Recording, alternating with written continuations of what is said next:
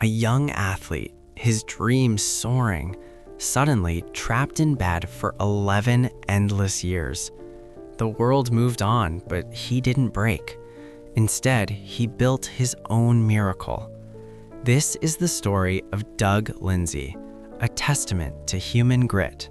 Subscribe now and ignite your inner fire. Back in the late 90s, Doug was just 21, a high-achieving biology major at Rockhurst University in Kansas City, Missouri. He was the kind of guy who lit up the track, strong legs pounding the pavement, wind in his hair, chasing personal records. Life was full of promise. He dreamt big, maybe becoming a biochemistry professor or even writing jokes for The Simpsons. Mornings started with the buzz of campus life, classes on cellular structures, late-night study sessions. He was ordinary in the best way, ambitious, healthy, surrounded by family who believed in him. His mom, his rock, despite her own decades-long unexplained weakness, cheered him on. Doug felt invincible, ready to conquer the world one step at a time. But then came the wall of salt, an invisible, impenetrable barrier. It started innocently on his first day of senior year in 1999. After classes, Doug collapsed at the dining room table, the room spinning like a carnival ride gone wrong. His heart raced uncontrollably. Weakness flooded his limbs. Dizziness pinned him down. He couldn't walk more than 50 feet, couldn't stand for a few minutes without the world tilting. Even lying flat felt too high. Doctors poked, prodded, tested, endocrinologists, neurologists, internists, tests upon tests, but no answers. It mirrored the mysterious ailment that had plagued his family.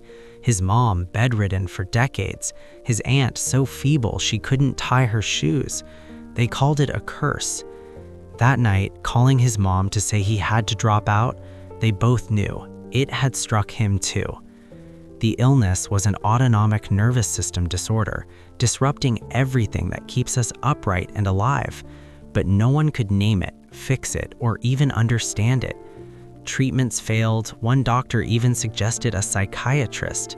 The walls stood tall, salted with doubt and isolation. Rock bottom hit hard, an abyss so deep it swallowed years. From fall 1999 onward, Doug was bedridden about 22 hours a day in his childhood living room in St. Louis, Missouri. He only rose for the bare essentials. His 20s slipped away in that dim room. The ceiling became his constant companion. Friends visited at first, but life moved on for them. Graduations, jobs, families, while Doug lay there, his body betraying him at every turn. The pain wasn't just physical, it was the soul-crushing weight of lost dreams. What if this is forever, he'd wonder in the quiet nights? Doctors dismissed him, insurance battles drained resources, and the isolation gnawed. At 22, almost completely immobile, his mind was screaming for escape. This was the darkest chapter, where despair whispered, "Give up." But in that void, something stirred, a refusal to dissolve. And that's when the first tiny grit moment ignited, the ridiculously small decision that changed everything. One day, staring at an endocrinology textbook he'd salvaged years earlier to understand his mom's condition, Doug chose to open it again, not with grand ambition, but with quiet resolve. If no one else will figure this out, I will. It was tiny, a page turned in bed, but it sparked the fire. He hypothesized that his adrenal glands were the culprit, producing excess adrenaline, creating a ghost illness that defied standard tests. This was the moment the patient became the scientist.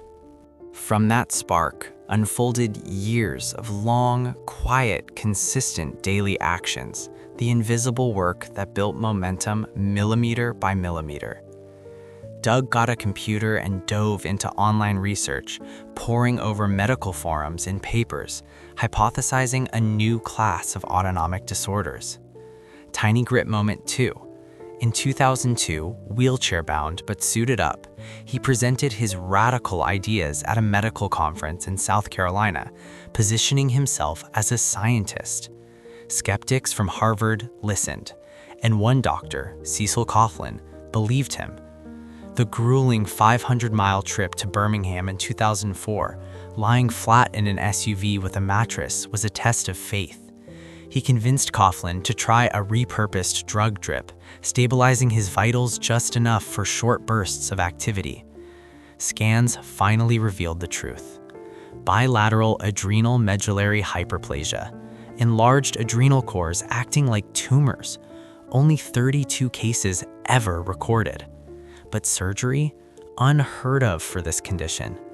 Tiny Grit Moment 3. Doug spent 2 years compiling a dense 363-page PDF in 2008, proposing an adrenal medullectomy based on obscure old animal studies. For 18 months, he emailed surgeons, facing rejection after rejection. The 4 a.m. doubts crept in, screaming, "Stop!" But he kept refining. He kept believing. Grit isn't a sprint, it's the whisper that says one more try when the world screams, "Stop." The turning point arrived like dawn after endless night, the goosebump moment. In September 2010, a surgeon at the University of Alabama Birmingham agreed. The first operation, removing the medulla from one adrenal gland. 3 weeks later, Doug sat upright for 3 hours, a true miracle. By Christmas Eve, he walked a mile to church, tears streaming, hope surging. The second surgery in 2012 removed the rest. By 2013, he flew to the Bahamas, feeling the ocean on his toes for the first time in 14 years. The triumph was secured. Full recovery wasn't instant, but Doug reclaimed his life. He graduated college in 2016, 16 years late with a biology degree. Now 41, he is unstoppable, a highly sought-after medical consultant, speaking at Stanford, Harvard, and TEDx events. He helps rare disease patients, co-authors papers, and changes lives worldwide. His mom passed in 2016, too frail for the surgery, but her spirit is his mission. Every setback is a setup for a comeback stronger than the fall. In reflection, here are the soul-hitting truths from Doug's incredible arc. First, the body may fail, but the spirit decides the story. Choose to rewrite yours. Second, invisible progress compounds. Trust the tiny steps when no one sees.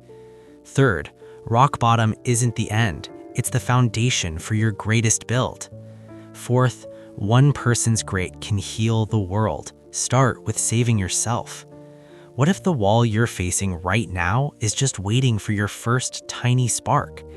Hit subscribe to Tiny Grit, join our family of dreamers turning moments into movements, and let's build that unbreakable you together.